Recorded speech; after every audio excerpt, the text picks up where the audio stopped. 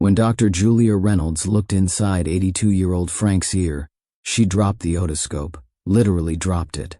This can't be right," she whispered. What she found inside wasn't an infection. It was something no one, not even a seasoned ENT specialist, could explain.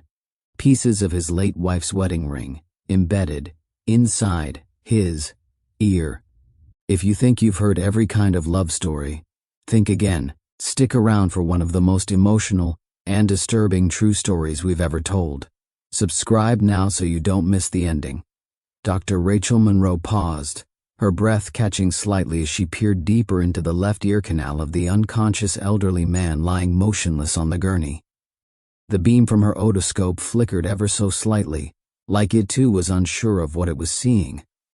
In 32 years of emergency medicine, she'd witnessed strokes, heart attacks, war wounds, even the bizarre case of a carpenter who had accidentally stapled his own hand to a 2x4. But this was something else. She leaned back slowly, carefully removed her gloves, and glanced at the nurse beside her. "Can you page Dr. Julia Reynolds? Right now," she said quietly, though her tone carried a weight that cut through the noise of the ER. The nurse blinked. "What's now?" Dr. Monroe repeated, sterner this time. Franklin Whitaker, 82 years old, Korean War veteran, retired construction foreman, lay still under a white hospital sheet. He looked almost peaceful, until you saw the dried line of blood trailing from his ear down to the collar of his flannel shirt. A nurse had already tried to wipe it once, but it returned, slow and stubborn like the man himself. Outside the examination room, his daughter paced in tight, restrained circles. Susan Callahan was a woman used to maintaining control of students, of her children, of budgets and calendars and divorced life, but nothing had prepared her for the phone call this morning. "Your father was found unresponsive. We believe he's been declining for a while." Of course she had suspected something, the strange phone calls, the way he'd asked her to repeat herself, the way he'd laughed off everything with that familiar phrase, "I'm fine as frog's hair, sweetheart. Don't you worry about your old man." But now she stood outside a hospital room in Boston, while her children were 3,000 miles away in San Diego, and her father, the man who'd taught her to ride a bike and grill a perfect steak, was in a medical crisis she didn't understand. Susan clutched his leather wallet in her hands, the one he'd had since her mother, Lillian, had passed away 2 years earlier. The leather was worn and soft now, molded into the shape of his back pocket. She opened it gently and pulled out the one item he kept behind his license, a photograph of her mother. The corners were frayed, and there was a tiny coffee stain in the bottom right, but Lillian's smile, sharp, mischievous, unwavering, still pierced through the years. Dr. Monroe stepped out of the room, her expression unreadable but grim. "Are you Susan Callahan?" she asked. Susan nodded quickly. "Yes, that's my dad, Frank Whitaker. We've requested an immediate consult from Dr. Julia Reynolds. She's a specialist in otolaryngology. We've identified a foreign object in his left ear canal, multiple, actually. We need to do imaging to understand what exactly we're dealing with." "A foreign object? Like what?" "We don't know yet." Susan's breath caught. She opened her mouth to speak, but the words didn't come. Dr. Monroe placed a hand gently on her arm. "Your father is stable for now, but whatever is in his ear, it's been there for a while. The surrounding tissue shows signs of long-term irritation. This isn't something new." Susan looked down at the wallet again. Her father had refused to move out of that house in Quincy, insisted he could manage things himself. She'd let him. Not because she believed him, but because she didn't want to push. How could something so seemingly small, an itch, a tickle, a muffled sound, grow into something that required specialists and urgent scans? She remembered their last phone call. It had been brief. He'd asked how the kids were, then quickly steered the conversation toward the Patriots game, complaining about the new quarterback. She'd asked if he was taking his medications. He'd grumbled, "Your mother used to keep all that stuff organized. She had her own little pharmacy drawer. I'm fine, Sue, don't you go mothering me from 3,000 miles away." He always ended calls with "I love you, sugar," but the last call, he hadn't said it, just hung up after a cough and a half-hearted, "Talk soon." Susan's thoughts were interrupted by the approach of another woman in scrubs. This one had salt and pepper hair pulled into a tight bun, a serious gaze, and a badge that read, "Dr. Julia Reynolds, Ent." "You're Mr. Whitaker's daughter?" she asked. "Yes." I've reviewed the preliminary scope images. I'm going to need to run a high-resolution CT scan. I'll be honest with you. We're looking at multiple objects in the ear canal. They don't appear organic. The imaging will tell us more. Susan swallowed hard. Is it dangerous? If left untreated, yes. There's risk of infection spreading deeper into the head. Balance, hearing, even neurological functions could be impacted. Could this be dementia? I mean, would he have put something in his own ear? Dr. Reynolds hesitated. We don't know yet, but sometimes grief and cognitive decline create behavior that seems irrational to us. Our job is to figure out what's going on physically. From there, we can talk about what else might be at play. She paused. You said your mother passed 2 years ago? Susan nodded. Dr. Reynolds' eyes softened. I've seen it before. Sometimes grief doesn't go away, it just hides somewhere the heart thinks is safe. Susan sat down heavily on the nearby bench. For a moment, the sounds of the hospital faded into white noise. Her father had been alone in that house for 2 years, alone with the same recliner, the same coffee mug, the same walls lined with photographs. He'd refused a hearing aid, refused in-home care, refused to leave. I'm not a goddamn invalid, Sue, he'd said once. I can still change a tire, she'd argued, then backed off. Maybe because part of her hadn't wanted to face it either, that he was fading, that after her mother died, something inside him had gone dim. A pilot light still flickered, but the warmth was gone. The doors to the exam room opened again. Nurses began wheeling Frank toward imaging. Susan stood and walked beside the gurney. His eyes fluttered open for a second, murky, disoriented. Dad, she whispered. I'm here. He blinked slowly, then mumbled, Lily, is that you? Susan bit her lip. It's Sue, Dad. I'm right here. But his eyes had already closed again. As the gurney disappeared around the corner, she was left standing in the corridor, her mother's photo still in her hand. And then, a memory surfaced. She was 16. Her parents had just had a rare argument. Her father had left the house to go cool off, and her mother had gone into the bedroom. Susan had followed her, nervous. But Lillian had just laughed, shaken her head, and pulled something from the drawer. It was her wedding ring. He takes it so seriously, her mother had said, like it's a shield or something. I told him once, if he ever lost me, he'd find a way to wear this ring in his bones. At the time, Susan had laughed, but now she wasn't sure it had been a joke. 4 months earlier, the autumn light filtered through the lace curtains in Frank Whitaker's living room, drawing long lines of shadow across the wooden floor. Outside, the leaves in Quincy, Massachusetts had turned, burnt orange, deep red, a few stubborn greens clinging to summer's memory. But inside the house, time was stuck. Frank sat in the same burgundy recliner he'd owned for 20 years, the fabric worn down at the armrests and stitched at the corners where Lily had insisted on fixing a tear instead of buying a new one. That was Lily, practical, sentimental, and far more patient than he ever deserved. The TV was on, volume at 15, tuned to a daytime game show he wasn't really watching. On the side table sat a coffee mug, chipped, white with faded blue flowers. Lily's favorite. He'd used it every morning since she died, as if that small act might conjure her smile across the table again. It never did. At exactly 6:45 a.m., Frank had brewed the same medium roast they'd always liked, poured it into 2 mugs, and set both down across from each other at the table. It was a routine. No, more than that. A ritual. One he didn't skip, even when he didn't feel like drinking the coffee himself. Force of habit, he muttered, staring at the empty seat. But it wasn't just habit. It was memory, hope, and denial, all poured into ceramic in silence. Upstairs in the bedroom they used to share, Lily's nightstand remained untouched. Her glasses still sat there, folded neatly on a paperback novel she hadn't finished. Frank had tried once to box things up. He'd made it through one drawer before he started crying and didn't stop for nearly 20 minutes. After that, he told himself it could wait. Margaret, no, Susan now, he reminded himself, called on Sundays. Usually in the evening, after dinner. The calls were brief, polite, strained in that modern way adult children and elderly parents often become. Too many miles. Too many years of both of them pretending they were fine. She went by Sue now, said it felt more modern, less stiff. Frank didn't much care for the change, but he never said so. She was a school principal in San Diego, raising Jack and Emily on her own after that husband of hers walked out. Frank had never liked the guy. Too slick, always on his phone, never made eye contact. The grandkids called once in a while. Holiday FaceTimes, birthday voicemails.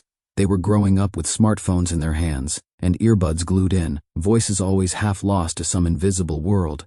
Frank tried not to take it personally. They were good kids, just far away in every sense of the word. Mrs. Simmons from next door had taken to bringing over casserole dishes twice a week. She was a widow herself. Lenny had passed 10 years back, and seemed to find comfort in routine as much as Frank did. She never stayed long, just knocked, smiled, asked how he was doing, and left a warm dish wrapped in foil. He always thanked her, always said, "I'm fine as frog's hair." He hated how often he said that now. It used to be a joke, now it was a shield. The house groaned around him in the way old houses do, pipes settling, wood expanding, or maybe it was just the sound of loneliness taking shape, filling the spaces Lily used to occupy. It was on one of those ordinary Sundays, cold, gray, the kind of day made for football and leftovers, that Frank first noticed the itch. He was watching the Patriots play the Bills, bowl of pretzels at his side. Lily had always loved the crunchy twisted ones, and he still bought them, though they didn't taste the same anymore. The game was tense, fourth quarter, and Frank found himself distracted, not by the plays or the announcer's voice, but by an odd tickle deep in his left ear. He reached up, scratched absently, figured it was a stray hair or maybe the dry air. A moment later he did it again, digging gently with his pinky finger. It didn't hurt, just annoyed him. The kind of discomfort you don't notice until it won't go away. No, not Brady anymore, some new kid, threw a touchdown. Frank didn't even cheer. He just shifted in his seat, tilted his head, and tapped the side of his face like swimmers do when they have water stuck. Nothing changed. He turned the TV up 2 notches. The announcers sounded muffled. Maybe the network was having issues. Cheap production, he grumbled, scratching again. That night, he climbed the stairs slower than usual, pausing halfway to catch his breath. He blamed the casserole. Dot had gone heavy on the cheese again. Upstairs, he sat on the edge of the bed for a long time, staring at the place where Lily used to sleep. In the dim light, the room still held her. The pink sweater she wore on chilly mornings still hung on the back of the chair. Her makeup tray was dusty, but untouched. A framed photo of their 50th anniversary sat next to the alarm clock. Frank reached for it, fingers trembling, and brushed off the glass. The itch returned as he lay down. Persistent. Not painful, but definitely not normal. He rolled onto his right side, hoping gravity would help. It didn't. In the dark, he whispered, "Lily, I think something's wrong with me." But only the hum of the radiator answered back. By the following Sunday, the itch had evolved into something more persistent. Frank found himself tapping his ear against his shoulder, trying to shake it loose like a pebble in a shoe. The sound from the television seemed off, not muted exactly, just distant, as though the voices were speaking from underwater or across a long tunnel. He adjusted the volume, cranked it higher. 22, 25. At 30, he could finally hear the sports announcers clearly, though they sounded tinny, metallic. "Damned technology," he muttered. The discomfort in his left ear lingered, not constant but regular. A slow throb joined the itch, then a faint crackling sound, like static behind every spoken word. That Tuesday morning, while cleaning his ears with a cotton swab, a ritual Lily used to scold him for, he noticed something strange. The tip came out damp, slightly yellowed. The smell was unmistakable, foul, sour, faintly reminiscent of the mud in Korea where he'd once slept in a foxhole for 3 nights straight. His first instinct wasn't panic, it was memory. He could almost hear Lily's voice. "Don't go poking in places you can't see, Frank. That's how you make things worse." He stared at the swab for a long moment, then glanced toward the upstairs bathroom, where Lily had kept their medicine cabinet organized with military precision. Her labels were still intact, little white strips of tape with neat cursive written in purple pen. He climbed the stairs slower than usual, feeling winded by the time he reached the top. The cabinet creaked as he opened it. The scent hit him immediately. Old ointments, lavender lotion, Vicks Vaporub. There it was, Emma's old antibiotic prescription, amoxicillin, filled for a bronchitis infection just a few months before she passed, technically expired, but barely. "Penicillin is penicillin," Frank muttered, shaking 2 pills into his palm. He took them with a sip of cold coffee and stood there for a moment, unsure whether to feel guilty or reassured. She would have known what to do. She always did. That evening, when Dot Simmons knocked on the door with her Tuesday casserole, green bean and mushroom. He almost didn't answer. He was embarrassed now. The TV volume was still high, and he realized she must hear it from her kitchen next door. Dot handed him the dish with a kind smile. "You all right, Frank? You look a little off today." He forced a chuckle. "Just getting older. Parts of me are louder than others." She tilted her head, clearly unconvinced, but she didn't push. That was one thing he liked about her. She didn't meddle. She understood boundaries the way people who've lost someone tend to. After she left, he turned the volume down slightly and sat on the couch instead of the recliner. Something about that chair had started to feel haunted, as if every time he leaned back, Lily's absence wrapped around him like a cold blanket. He touched his ear again. It was warm now, slightly tender, not visibly swollen, but enough to make him wince when he laid on that side. On Sunday, when Susan called, he positioned himself in the kitchen, under the hanging pot rack, where the acoustics were better. He held the phone to his right ear, the good one, and tried to focus. "Dad, are you feeling okay? You sound different," Susan said, her voice laced with concern that she tried to mask.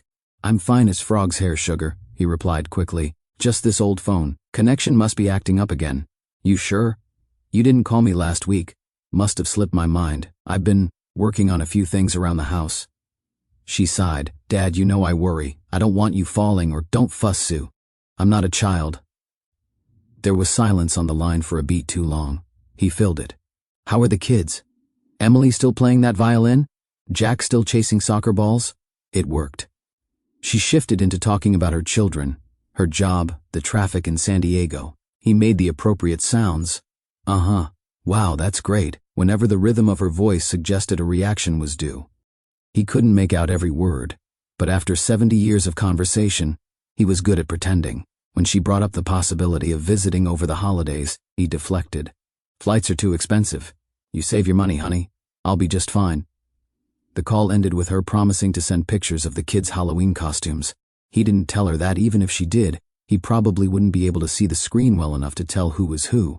That night he dreamed of Lily. She stood in the kitchen, humming softly, folding a towel with deliberate care.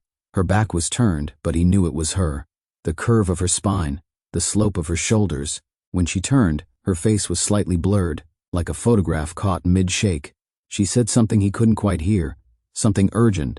He woke up breathless, one hand pressed against his left ear. The next day, he dug through the bottom drawer of his nightstand. Beneath the old army medals and tax returns, he found the small felt pouch that had once held Lily's wedding ring. It was empty. A vague, buzzing thought pulsed in the back of his mind. A memory, maybe, or a fragment of something he'd done but refused to fully recall. He stood there for several minutes, pouch in hand, trying to remember, but nothing came. Only the sound of the wind outside and the faint, unrelenting itch in his ear. By mid-November, the pain had shifted from a dull annoyance to something sharper. It pulsed now, deep in the left side of Frank's head, like a heartbeat buried beneath bone. He winced when he chewed, when he yawned, when he tilted his head to one side. The static sound had grown louder, a kind of whispering hiss that never fully went away, like the ocean trapped in a seashell he could never put down. He'd stopped using cotton swabs after one came out streaked with blood. Some mornings he woke up with the pillow damp, a faint yellow stain marking the place where his ear had leaked through the night. Other days, he'd feel dizzy just standing up too fast, the room tilting slightly like the deck of a boat. He blamed the floorboards. Old houses settle after all. The antibiotics, what was left of them, were long gone. He'd stretched them over 2 weeks, hoping they'd kick whatever it was. But if anything, things were worse now. His hearing in that ear had dulled to near silence, a kind of muffled pressure that made him feel like half his head was under water. Still, he told no one. When Dot Simmons dropped by with a shepherd's pie and her usual gentle smile, he answered the door quickly, hoping to avoid questions. "Frank," she said slowly, her eyes narrowing slightly, "you don't look so good." He chuckled, though it came out more like a wheeze. "Flattery will get you everywhere, Dot." She stepped forward, concern replacing humor. "No, I mean it. You're pale. And is that—" She pointed gently toward the collar of his shirt, where a faint red-brown spot was visible. He instinctively covered it with his hand. "Cut myself shaving." She didn't look convinced.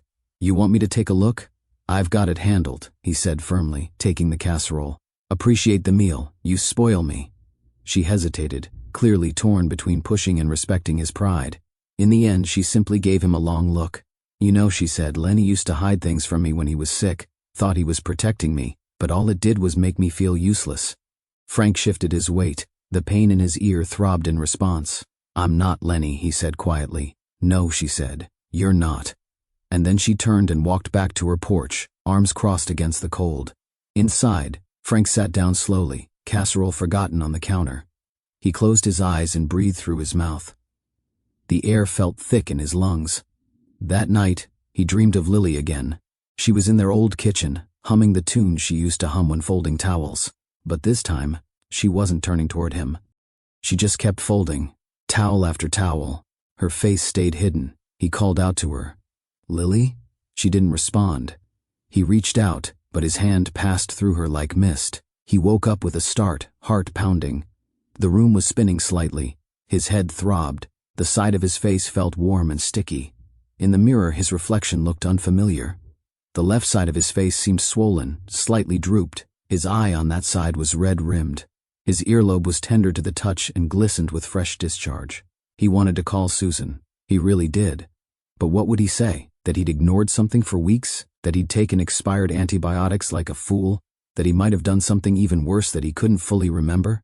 She was already stretched, thin, raising 2 kids, running a school, recovering from a divorce. What good would it do to pile this on top of her?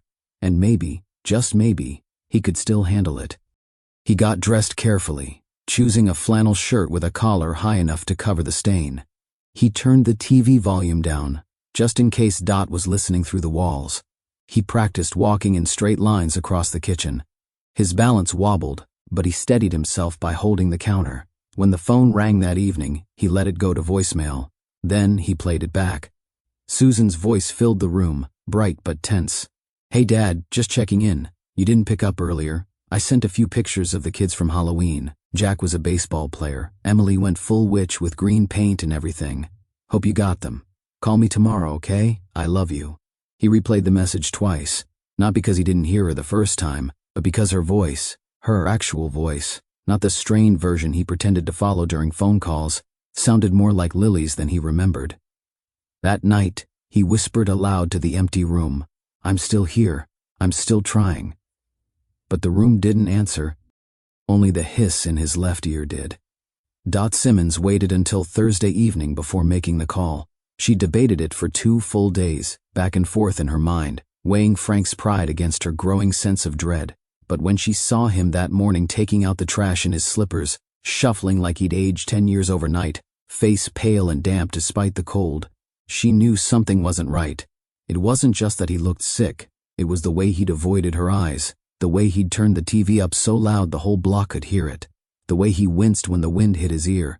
So she looked up the number Frank had once scribbled on the back of a Christmas card, in case of emergency, Susan, and dialed. The voice that answered was brisk and slightly out of breath. "This is Susan Callahan. Hi, Susan. I hope you don't mind me calling. This is Dot Simmons. I live next door to your father." There was a pause, then a polite warmth in Susan's voice. "Oh, yes, of course, Mrs. Simmons. Everything okay?" Dot exhaled. "That's why I'm calling. I'm not sure it is." She told her everything, the blood, the odd behavior, the smell, the silence. How Frank had been covering his ear and slurring slightly, how he'd been dodging her questions and retreating into the house like he was hiding something. Susan didn't speak for a long moment. When she did, her voice was tight. "He hasn't been answering my calls either." Dot hesitated. "I'm not trying to interfere, but I think something's really wrong, Susan, and I don't think he's going to ask for help." That night, Susan tried calling 3 times. No answer. She texted, no reply. She called Jack, asked him to send a quick "Hey Grandpa" message in case it caught his attention. Still nothing. By Friday morning, she was on a laptop booking a last-minute flight to Boston. Her assistant at school would cover Monday. The kids would stay with their father for the weekend. She didn't tell them the full reason why, only that Grandpa hadn't been feeling well and needed a check-in. The flight was delayed. Of course it was. Everything that mattered always seemed to be. By the time she pulled into the driveway of her childhood home, it was already dusk. The house looked smaller than she remembered. The paint was peeling near the windows. One of the shutters hung crooked. Lily's once proud flower beds were now overrun with brittle stalks and tangled vines. Susan got out slowly, clutching her overnight bag, and climbed the steps. She knocked twice, no answer. "Dad?" she called through the door. "It's me." Still nothing. Her fingers found the spare key under the flower pot, the same one that had been there since she was 12. The door creaked as it opened. Inside, the air was stale, warm but wrong, like something had been festering slowly without interruption. The TV blared from the living room, a game show, contestants shouting answers. It was deafening. "Dad?" she called again, louder now. She moved through the front hallway, past the old mirror, the framed photos of birthdays and Thanksgivings and family vacations long gone. She found him in the kitchen. Frank was standing at the sink, one hand under the faucet, rinsing a coffee mug in slow, methodical circles. The mug was already clean. The water was scalding hot. Steam rose, fogging the window. He didn't seem to hear her. "Dad," she said again, softer now. He turned slowly. His face was pale. His left ear was visibly swollen, discolored. A dark stain marked the collar of his shirt. His eyes met hers, but there was something distant in them. "Sue," he said hoarsely. "I came to surprise you," she replied, trying to steady her voice. "For your birthday." He blinked. "Already? It's next week." "Oh." He turned back to the mug as though he'd forgotten she was there. Susan stepped forward, heart pounding. "Dad, what's going on with your ear?" His hand flew up to it instinctively. "Oh, that? Just a little irritation. You know how these things go." "No, I don't," she said, voice firming. "How long has it been like this?" He didn't answer. "Have you seen a doctor? I took some of your mother's antibiotics." "They helped." Susan closed her eyes briefly. "Dad, those were expired. You shouldn't be—" "I said I'm fine." His voice cracked. It wasn't anger, it was fear, desperation. Susan looked at him again, really looked, the way his shirt hung loose on his frame, the redness in his eyes, the subtle tremble in his fingers. This wasn't just an ear infection. This was something deeper. "Dad," she said gently, "I need you to let me take you to the hospital. I don't want to be a burden." "You're not."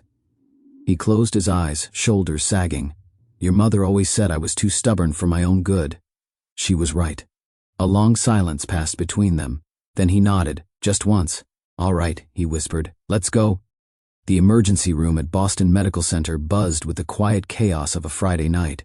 Gurneys rolled through automatic doors, voices murmured over intercoms, and the soft beeping of machines provided a constant background rhythm.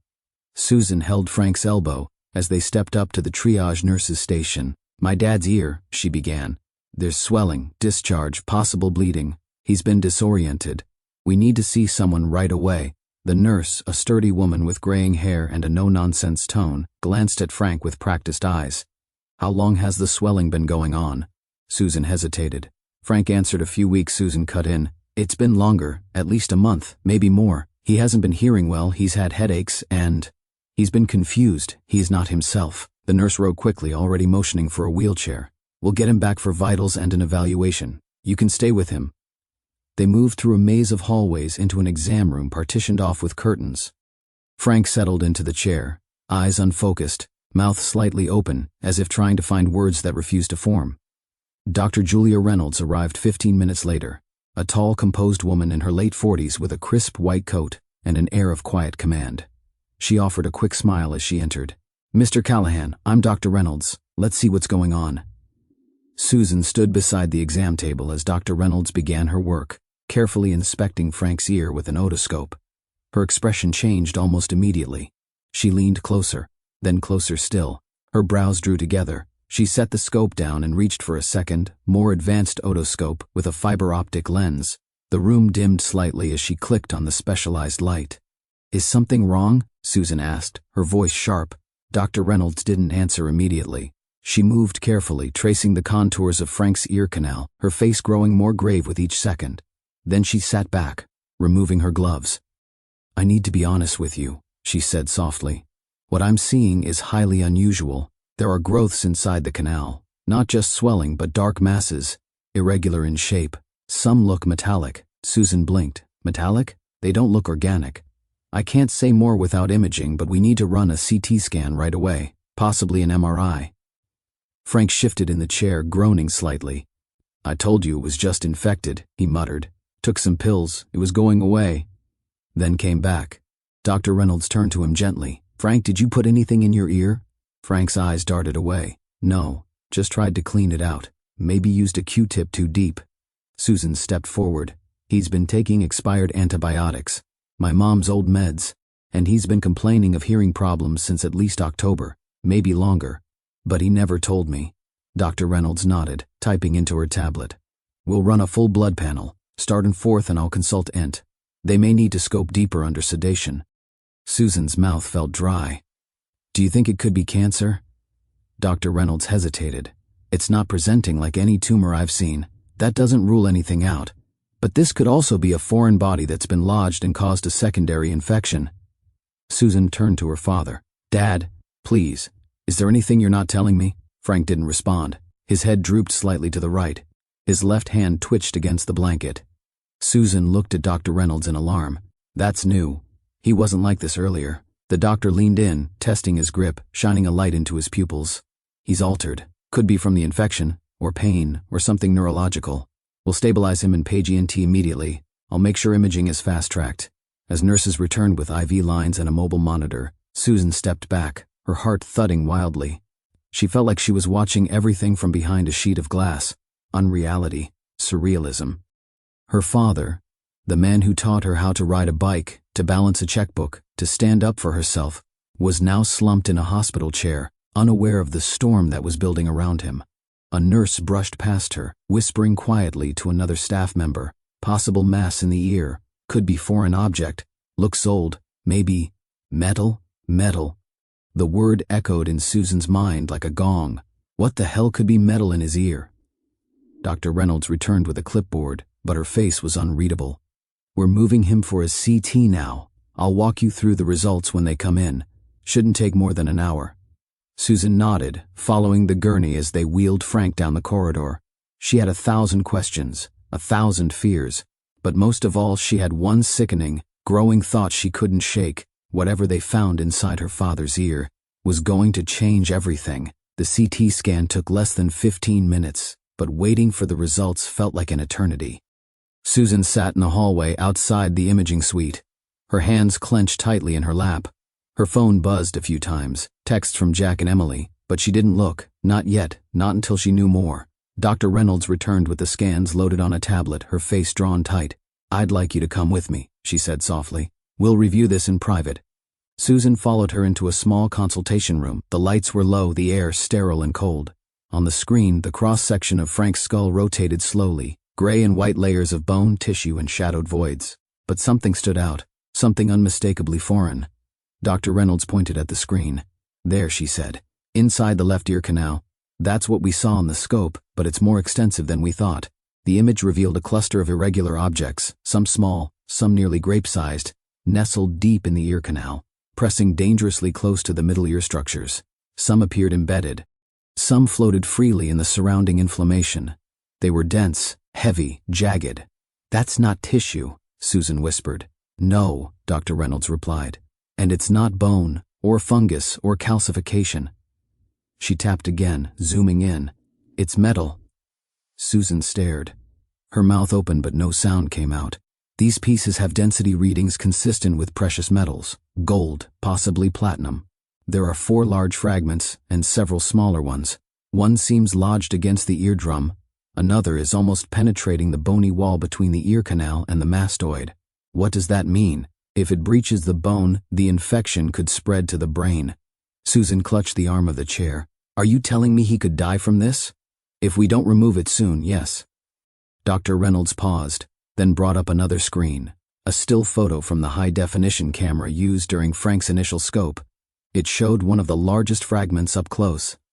The light glinted off it, revealing something Susan hadn't expected to see. Engraving. Tiny, delicate lettering etched into the curve of the metal. Her eyes narrowed. She leaned closer. Is that writing? Dr. Reynolds nodded slowly. That's what caught my attention. I couldn't read all of it, but it appears to say... She tapped the tablet, enlarging the image. H.E. 1963. Susan's heart skipped a beat. He, Harold, and Emily. Her mother's initials the year they were married. Susan stood so quickly her chair screeched back. That's my mother's wedding ring. Dr. Reynolds blinked. You're sure? Susan nodded, the realization crashing over her like a tidal wave. He kept it after she died. He always carried it. Said he'd never take it off her finger, until the cancer made her hands swell. After the funeral, he told me he kept it in his pocket every day. Her breath caught. You don't think? He put it in his ear? Dr. Reynolds sat down. Susan, this kind of behavior isn't entirely unheard of.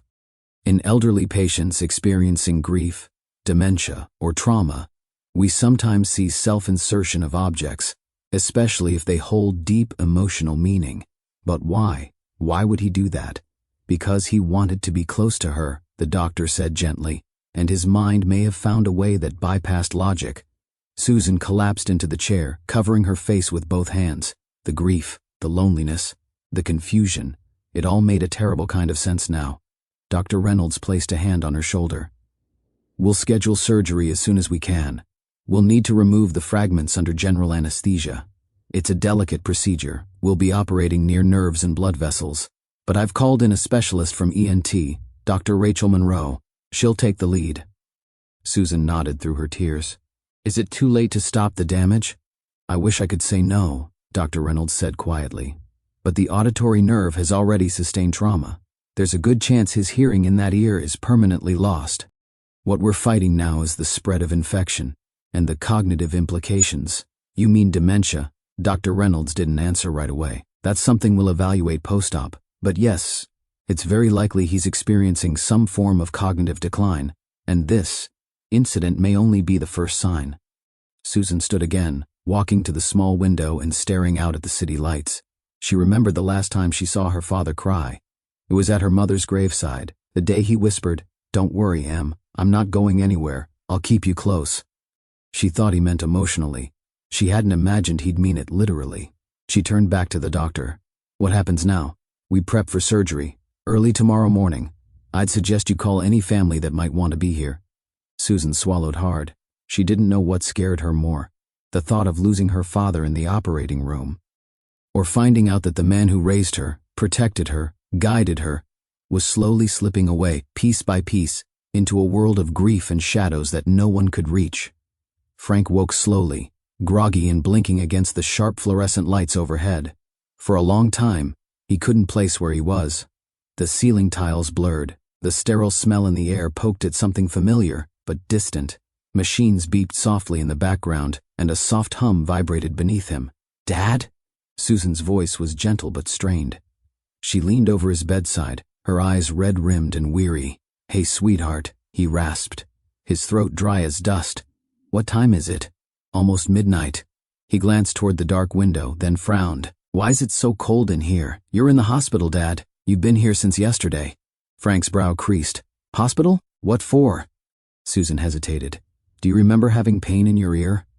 Frank reached up reflexively, but stopped short when his fingers brushed the thick bandage covering the left side of his head. He winced. "Ah, yeah. Guess I do. Felt like something was burrowing in there. Guess it finally caught up to me, huh?" Susan tried to smile but couldn't. She reached for his hand. "You gave us quite a scare. You collapsed, Dad. At home. I don't remember that." "I know." Her voice softened. "But I'm here now, and tomorrow you're going into surgery. They're going to take care of the problem in your ear." Frank nodded slowly, eyes fluttering closed. "Okay." For a long moment neither of them spoke. Then he whispered, "Sue? Yes? Did they find it? The ring?" She stilled, her breath caught in her throat. "You remember doing that?" Frank opened his eyes, tears welling at the corners. I think I do. Bits and pieces. I just remember one night sitting in the living room. I had the ring in my hand, and it just felt like it wasn't close enough. I couldn't hear her anymore. I mean, not really. Not even in my head." Susan's heart broke at the rawness in his voice. "So you put it in your ear?" she asked quietly. He nodded, embarrassed. "Stupid, I know, but it was like I thought maybe if I could just get it close enough to where she used to whisper to me, maybe I could hear her again." Susan blinked fast, but the tears came anyway. "It's not stupid," she said. "It's grief. It makes us do things that don't always make sense, but it comes from love." Frank turned his head to look at her. "Really look." "You believe that?" "I do, and I believe Mom would have understood." He let out a shaky breath. "She always said I was too stubborn for my own good. I guess I proved her right again. Susan managed a small smile through her tears. She also said you were the most loyal man she'd ever met. I couldn't let go, Frank admitted. Even when she was gone, I kept hearing her voice in the walls, in the garden, in the smell of her coffee. It started fading, and I panicked. I thought, what if I forget the sound of her laugh? What if I forget the exact shape of her hand? He looked down at his own, worn and veined, the wedding ring still on his finger. What if all that's left of her disappears, and I don't even notice?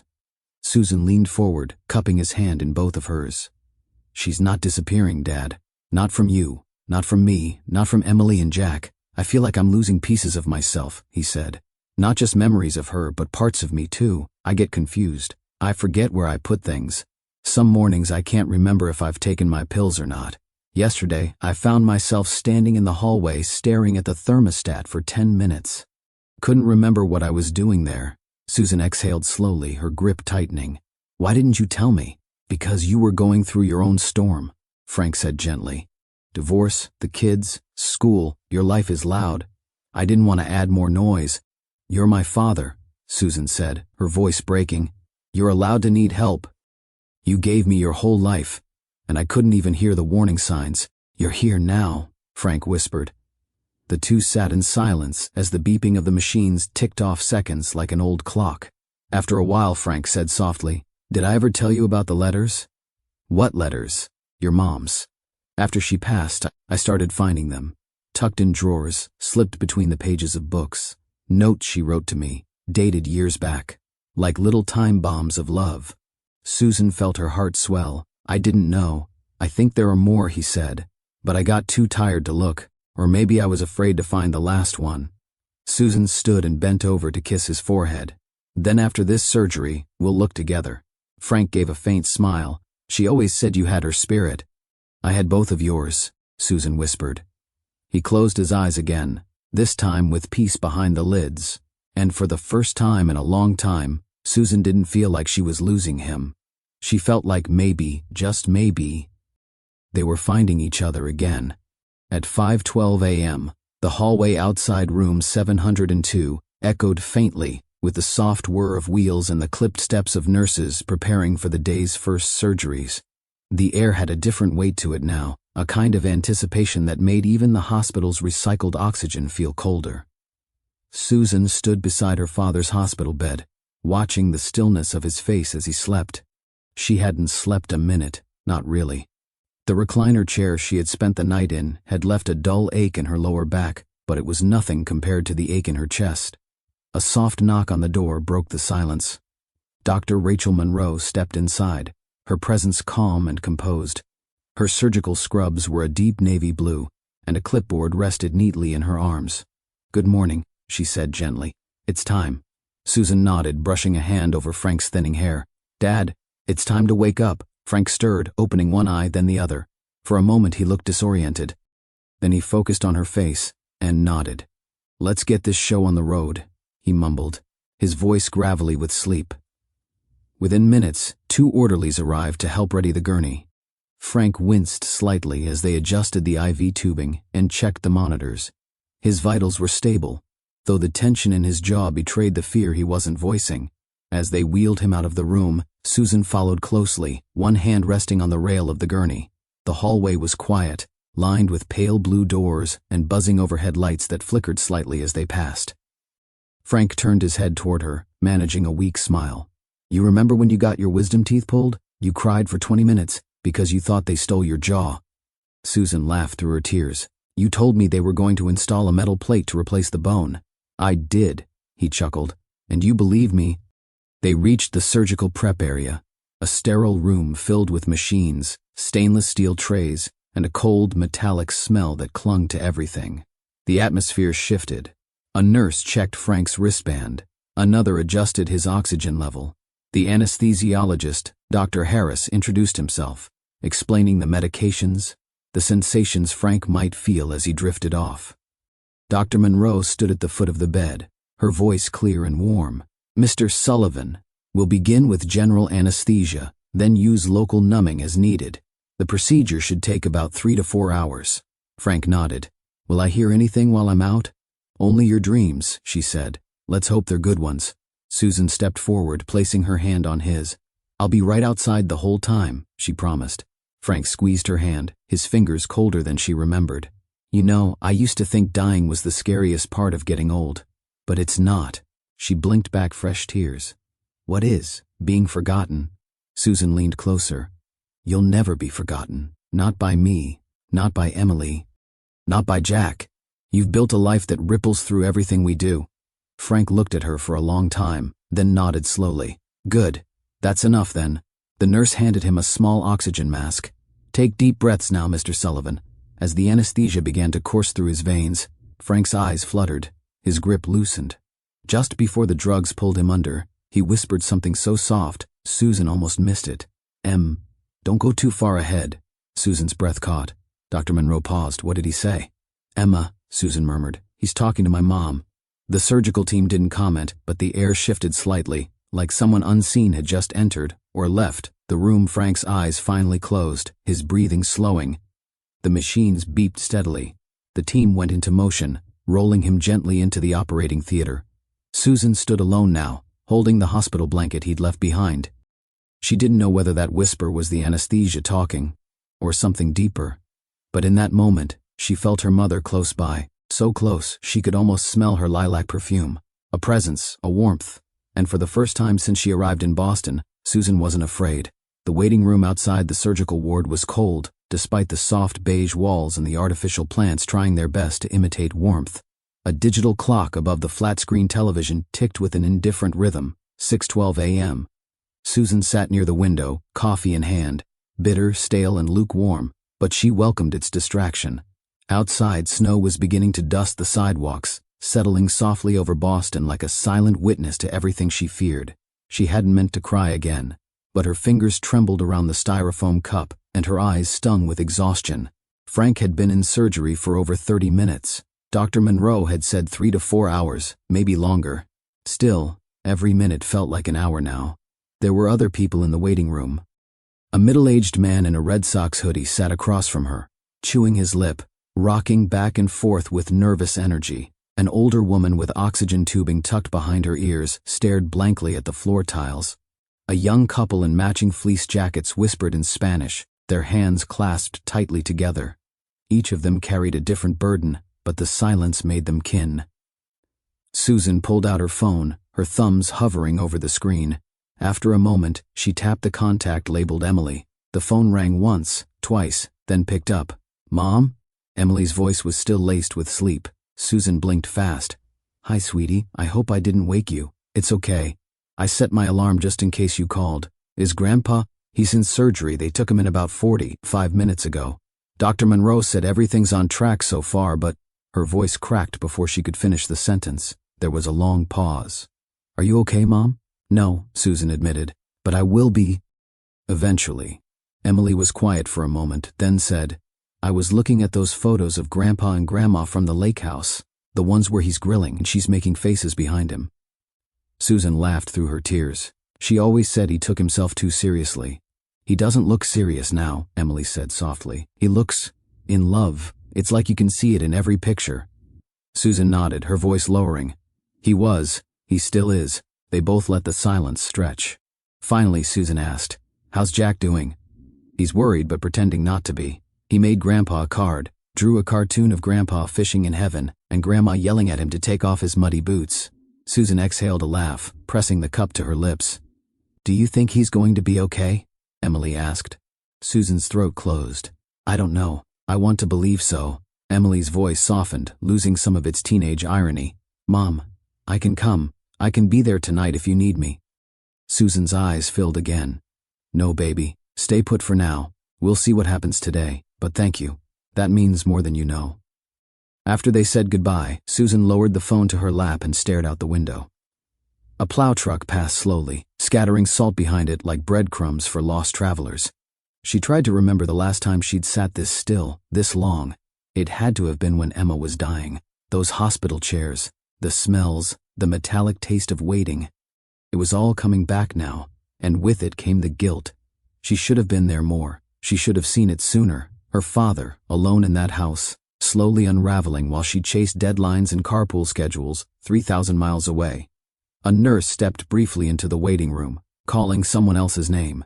The young couple rose quickly, practically stumbling over themselves to follow. Susan watched them go, then looked down at her lap where her hands lay clenched together, white-knuckled. To distract herself, she scrolled through old texts from her dad. Most were simple. Game's on. Go Pats. Your mother would have loved that dress. I'm fine as frog's hair. That one again. Her stomach twisted. How many times had she let that answer be enough? How many calls had she cut short because he said he was fine? She set the phone down and leaned back in the chair, closing her eyes. The fluorescent lights buzzed faintly above. In the distance, she could hear the low murmur of the TV playing an old episode of Jeopardy! No one was watching it. She thought of Emma again. Her quick wit, her bright laugh, her calm in crisis. If Emma were here, she'd know exactly what to say. How to keep Susan grounded. How to keep Frank from doing something like this. Susan opened her eyes. It had only been 5 minutes, and still, no news. At 7:43 a.m., Susan's eyes were fixed on the wall clock. Every tick landed like a punch to the ribs. An hour and 43 minutes had passed. Still no update. She had refreshed her email 4 times, checked the news twice, and reread her daughter's last text until the words lost meaning. The Red Sox hoodie guy across the room got up and began pacing again. His sneakers squeaked faintly on the linoleum. On his 5th lap past her seat, he hesitated, then stopped. "You waiting on surgery too?" he asked, his voice low, tentative. Susan blinked, surprised by the intrusion, but grateful for it too. "Yeah. My dad." The man nodded. "My wife. Routine gallbladder thing. Still scary though. I hope everything goes smoothly for you," she said, meaning it. "Thanks, you too." He shifted awkwardly, then said, "Sorry, waiting alone sucks." Susan managed a tired smile. "It really does." He nodded again, then sat in the chair next to her, a respectful distance away. "Name's Tom. Susan." They sat in silence for a few seconds. Tom exhaled hard. "You know, I always thought I'd be the one on the table first. I'm the one with high blood pressure and a deep-fried addiction." Susan gave a weak laugh. "Funny how life surprises us." Tom glanced at her. "Your dad, is he okay?" Susan hesitated, then shook her head. He had something strange growing in his ear. It got infected. He tried to hide it for months. We didn't know how bad it was until I flew out here and found blood on the phone he was using. Tom's face softened. "Damn. That's rough. It's more than that. He lost my mom 2 years ago. I think he's still lost. I thought I was checking on his ear, but I'm starting to think I was checking on his grief." Tom looked down, rubbed his hands together. "Loss makes people do weird things." Susan turned to him. "Have you lost someone?" "My son," he said after a long pause. "Car accident. 3 years ago this month. He was 17. Susan's heart dropped. "I'm so sorry." Tom waved it off, but his voice shook. "Sometimes I still hear his music playing in his room. I know it's not real, but I leave the door open anyway, just in case." Susan didn't speak. She just reached out and put her hand gently on his. "Sorry," Tom said, pulling back slightly. "Didn't mean to unload." "No, I'm glad you did," Susan said softly. "It helps to talk.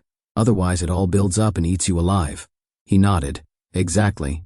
They sat like that for a while, 2 strangers suspended in grief and worry, sharing the quiet that comes when nothing else makes sense. Then the door opened.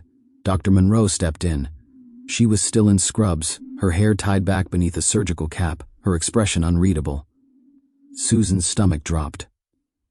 "Susan?" the doctor called, eyes scanning. Susan stood up immediately, heart pounding. Tom squeezed her arm gently. "Good luck." Susan nodded and followed Dr. Monroe down a short hallway into a private consultation room with a frosted glass window and a tissue box already positioned on the small table between 2 chairs. Dr. Monroe gestured for her to sit. "Is he alive?" Susan asked before her body even touched the chair. "Yes. He's stable," Dr. Monroe said quickly, holding up a calming hand. "Frank is alive and in recovery." Susan gasped, a breath she hadn't realized she was holding. Her hands flew to her mouth. "Oh, thank God." "But," Dr. Monroe continued, her tone changing, "we found something we didn't expect, something I think you need to see." She opened a laptop and turned the screen toward Susan. "These are images from the surgical camera, taken inside your father's ear canal before we remove the obstruction. Susan stared. The screen showed dark, jagged shapes nestled inside pink tissue. The image zoomed in, revealing a metallic glint, then engraving. She leaned in. Is that? It appears to be metal, Dr. Monroe confirmed. Fragments of jewelry, gold or possibly an alloy, and they've been in there for some time. We've sent them to the lab for analysis, but initial observation suggests. She hesitated. Susan's voice barely escaped her throat. What does it suggest? That your father may have intentionally inserted them. Susan reeled back in the chair, mind spiraling. Why would he do something like that? I can't say for certain, but this kind of behavior is sometimes associated with grief-driven disorientation or early stages of cognitive decline. Susan's head shook. No, he's just stubborn. He doesn't like doctors. He wanted to handle it himself. Dr. Monroe's voice was gentle. I believe that. But he didn't tell you. He didn't seek help. He let it go until the damage was severe. That's not just stubbornness, Susan. That's something deeper. The tissue box sat between them, unused. Susan stared at it blankly. Can I see him? She whispered. In a little while, Dr. Monroe said. Right now he's resting. But we're going to need to talk next steps, because this is just the beginning. Susan sat frozen, the world tilting sideways. She wasn't just here to save her father's hearing anymore. She was here to face a truth she hadn't dared name. The walls of the recovery room were washed in soft light, filtered by blinds pulled halfway shut. The rhythmic beeping of monitors mixed with the quiet hum of machines keeping vigil over the man in the bed. Frank Mitchell stirred, his eyelids fluttering like leaves caught in a weak breeze. Susan was already by his side, her coat slung over the arm of the visitor's chair, her face pale from hours of waiting. When his eyes finally opened, she leaned in immediately. Dad? Frank turned his head slowly toward her voice, wincing slightly. His left ear was covered in a clean white bandage. His lips parted to speak, but it took effort before the words formed. Hey, kiddo! His voice was hoarse and faint. You're awake, Susan whispered, brushing a shaky hand across his forehead. You're okay. Hurts, Frank muttered. Feels like someone took a jackhammer to my head. Susan chuckled, half from relief, half from nerves. That's because someone kind of did. Frank's eyes narrowed slightly. How long was I out? You were in surgery for almost 4 hours. You've been asleep another 3. He blinked slowly.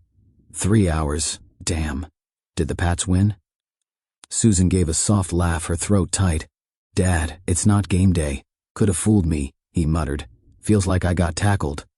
His hand drifted up toward the bandage, but Susan caught it gently. Don't touch it. You've got stitches. Frank frowned. Jesus, what the hell did they find in there? A bird's nest? The room went quiet. Susan's heart thudded. This was the moment.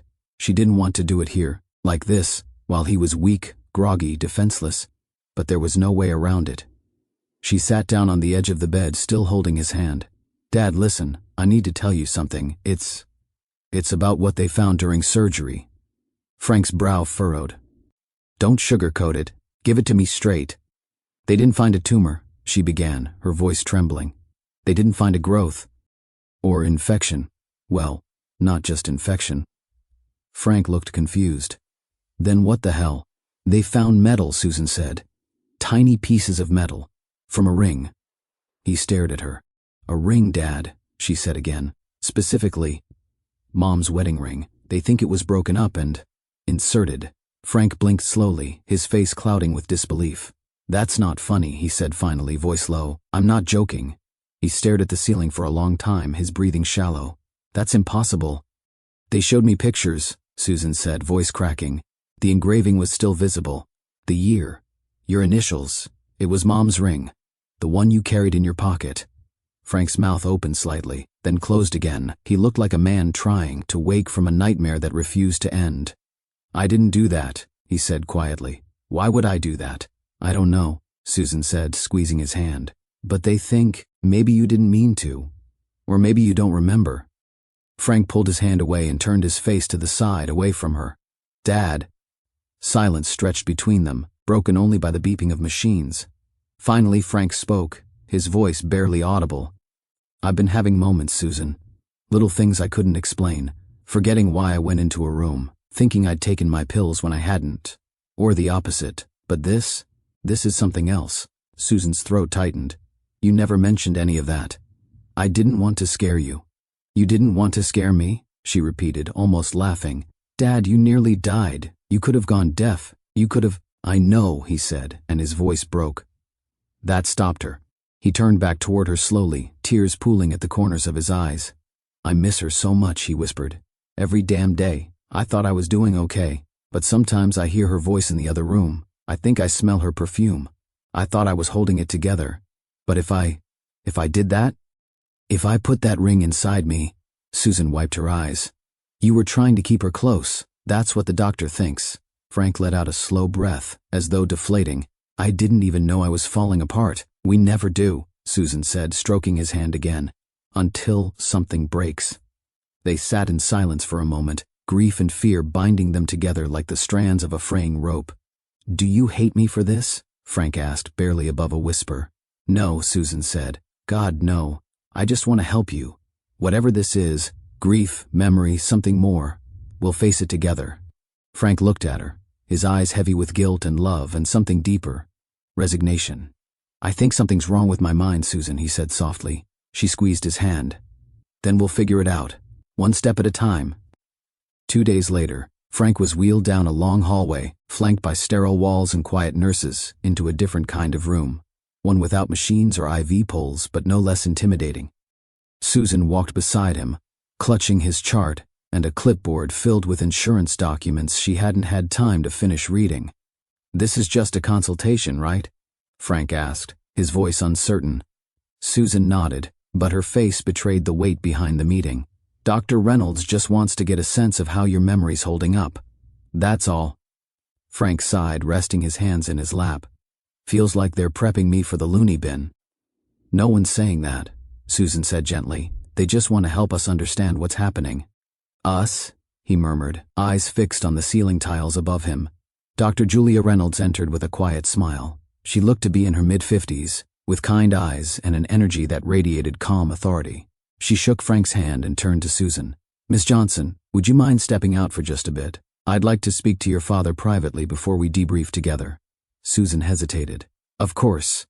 Frank watched her leave with a look that lingered, as if trying to memorize the exact angle of her shoulders, the sway of her hair, the scent she wore. Inside the quiet of the exam room, Dr. Reynolds began with simple questions.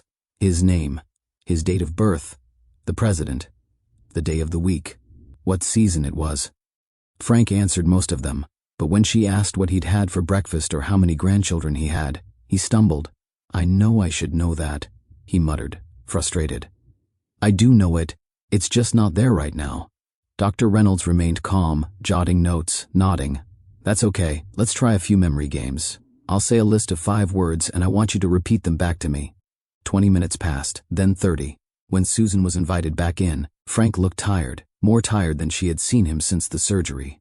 Dr. Reynolds sat them both down with a calm but serious expression. Mr. Mitchell, she began, you did well in some areas, especially with long-term memory. But there are definite gaps in short-term retention, spatial awareness, and executive functioning. Frank exhaled slowly, as if bracing for a blow he saw coming. What does that mean? Susan asked, her voice tight. It means your father is likely experiencing mild cognitive impairment, MCI. It's a condition that sometimes remains stable, but in many cases it's a precursor to Alzheimer's or another form of dementia. The room tilted slightly for Susan. Frank, however, just nodded. I figured as much. We'll need more imaging and follow-ups to determine the progression. But it's safe to say that living alone will become increasingly difficult. Susan glanced at her father, who suddenly looked like a child caught sneaking candy, defensive and embarrassed. I've managed this long, Frank mumbled. Until you put a ring inside your ear and didn't even realize it, Susan snapped, then immediately regretted it. Frank's jaw tightened. He looked away. Dr. Reynolds placed a gentle hand on Susan's shoulder. This is hard, I know. But now that we know what we're facing, we can make a plan. Back at the hospital room, Frank stared out the window, watching a flock of pigeons circle the rooftop of a nearby building.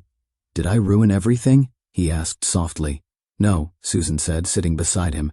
You scared me, yeah, but you didn't ruin anything. You got your job, your kids, your life out there. Susan swallowed hard. Yeah, I do. You're not going to move here just to babysit your old man. I'm not babysitting you, she said, her voice breaking. I'm making sure you don't die alone. Frank turned toward her, eyes full of something between guilt and longing. I don't want to be a burden, Susan. I can go into one of those places. I've saved some money. You think I'm going to let you rot in some understaffed nursing home while strangers forget your name? He didn't respond. I'm not making any decisions right now, she continued, but I'm not leaving tomorrow either. Frank looked at her, lips trembling slightly. You sure? No, she said honestly. But I'm here, and that's what matters right now. Frank chuckled softly. Emma always said you were the stubborn one. Susan smiled through her tears. Wonder where I got it from. They sat in silence, watching the pigeons fly in slow, lazy arcs, as if time itself had agreed to slow down just for them. Frank arrived home mid-afternoon, swaddled in a loose robe and leaning heavily on Susan's arm. Quincy's winter air hit him like a cold wave as he stepped inside. The house felt different, smaller, somehow, quieter, but familiar in a way that swelled his chest with both comfort and regret. Dot Simmons had already been by earlier, with a quiche and 2 thermoses of soup.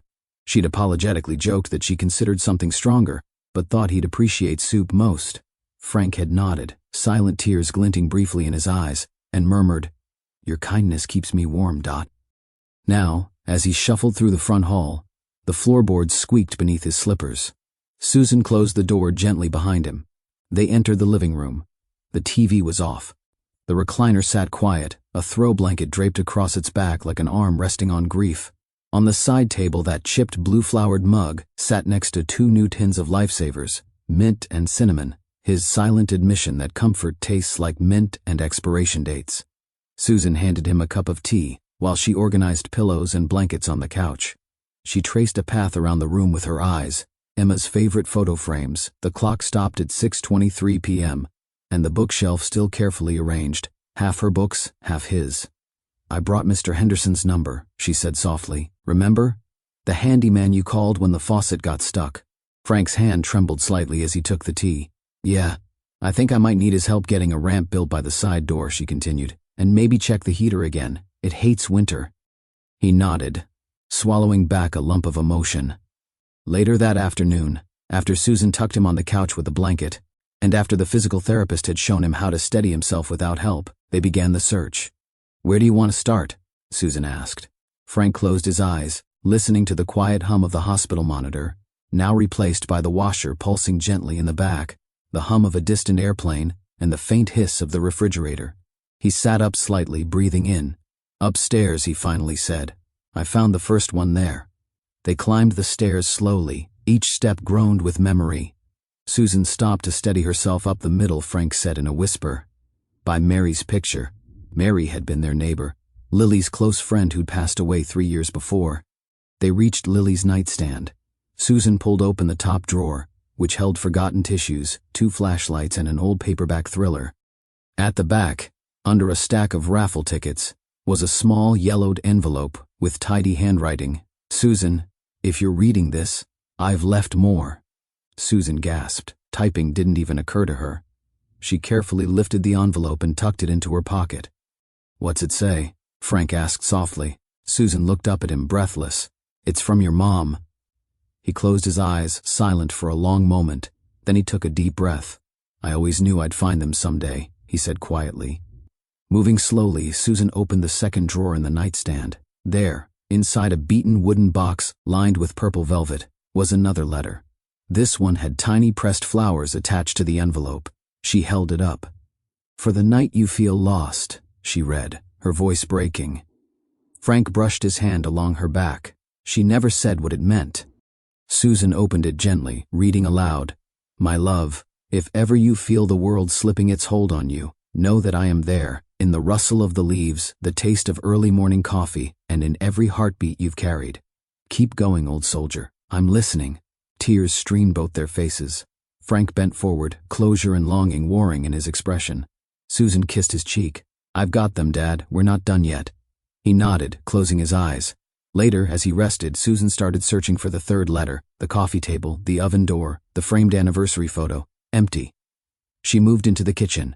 On the shelf where Lily always kept recipe cards, she found a 5th envelope wedged behind a jar of cinnamon. This one read, For the first time you can't sing along to my humming. She held it, breath catching. Maybe that was today, she thought. Frank stirred on the couch, murmuring in his sleep words that sounded like half of a lullaby. Susan gently set the note down with the others on the couch armrest. As she looked at the 3 letters, she understood. This was more than just a treasure hunt. It was Lily's way of weaving love across time. Each note, a lifeline back to her voice, her spirit, her presence. Susan sat down beside her father. "We'll find them all," she promised. Frank mumbled something under his breath. Susan leaned close to catch it. "I'm still listening." The wind outside had picked up, sweeping through Quincy's quiet streets, bending the bare trees and rattling the loose siding of the Mitchell house. But inside, the world had stilled. Frank dozed on the couch, the soft glow of a nearby lamp casting long shadows across the walls, stretching memories from floor to ceiling. Susan sat on the floor beside the coffee table, her knees pulled to her chest, the 3 found letters neatly stacked beside a mug of now cold tea. She had started reading them aloud to herself while her father slept, letting Lily's voice echo through the house again. She had only ever heard her mother sing once as a child, soft, wordless humming while folding laundry. Now, those faint melodies came back to her like long-forgotten lullabies, hidden in the paper folds of Lily's notes. There was a melody to each line, a rhythm to each word, as if Lily had written in music, not ink. As the wind moaned outside, a sudden tapping came from upstairs. Susan glanced up, startled. Then she smiled. "Okay, Mom," she whispered. "One more?" She stood and climbed the stairs, careful not to disturb Frank. Each step felt purposeful now, like retracing a trail someone had lovingly scattered behind them. She entered the master bedroom, flipping on the light. The familiar scent of lavender and old paper hung in the air. The room had remained almost exactly as Lily had left it, except for the space where the ring box had once rested, now empty, a quiet symbol of longing turned to pain. Susan scanned the room, uncertain of where to begin. She started with the closet. One by one she pushed hangers aside. Lily's wool coats, her pressed blouses, the scarf she always wore in the fall. At the back, nearly hidden behind an old shoebox, Susan found a small envelope taped to the wall. She pulled it free with shaking fingers. This one said simply, "For when you've forgotten how to feel joy." She sat down on the edge of the bed and opened it. "Darling, if you're here, then the sun has felt dim for a while, but it's still there, waiting to warm your face again. Grief is not proof of love. Laughter is. Go find it. It's not gone, it's waiting." Susan pressed the letter to her chest. Tears rolled down, not from pain, but from the stunning, overwhelming grace of it all. Lily had left more than love behind. She had left permission to live. When she returned downstairs, Frank was awake again, his blanket falling from his shoulders, his hand reaching out blindly toward the coffee table. "Dad?" Susan said softly. "I had a dream," he whispered, "about the day she made me coffee in her old yellow robe. She used to sing Moon River under her breath, remember that?" Susan nodded. "I just found another letter." Frank's hand stilled. "She said grief isn't proof of love. Joy is." He smiled faintly, though his eyes brimmed with tears. "You think she forgives me?" he asked, "for losing pieces of her in my pain?" Susan knelt beside him and took his hand. "Dad, she never left you. Not once. She forgave you before you even needed it." Frank looked away, swallowing hard. "I don't want to forget her." "You don't have to. I'm afraid I'll forget myself." "You won't," Susan said, "because I'll remember for you." They sat in silence for a long while, the quiet between them not empty but full, of memories, of shared grief, of the sound of Lily's voice lingering in the air like a favorite song that never quite fades.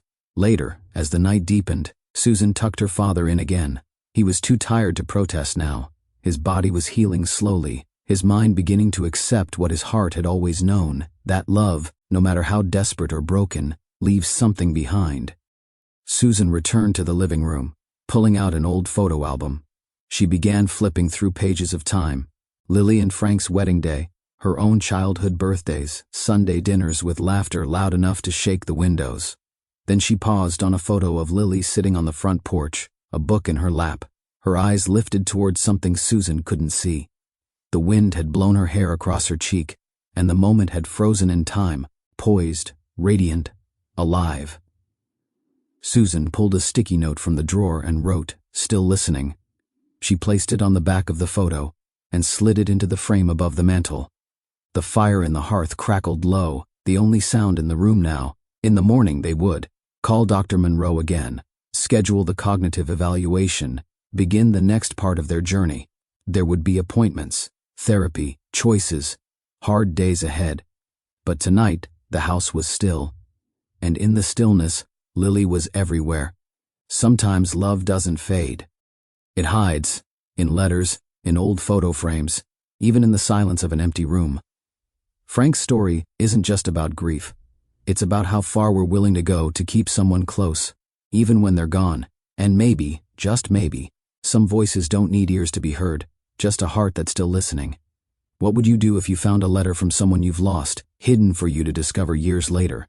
Share your thoughts in the comments below. And if this story moved you, please hit the like button. Subscribe for more stories that stay with you long after the screen goes dark.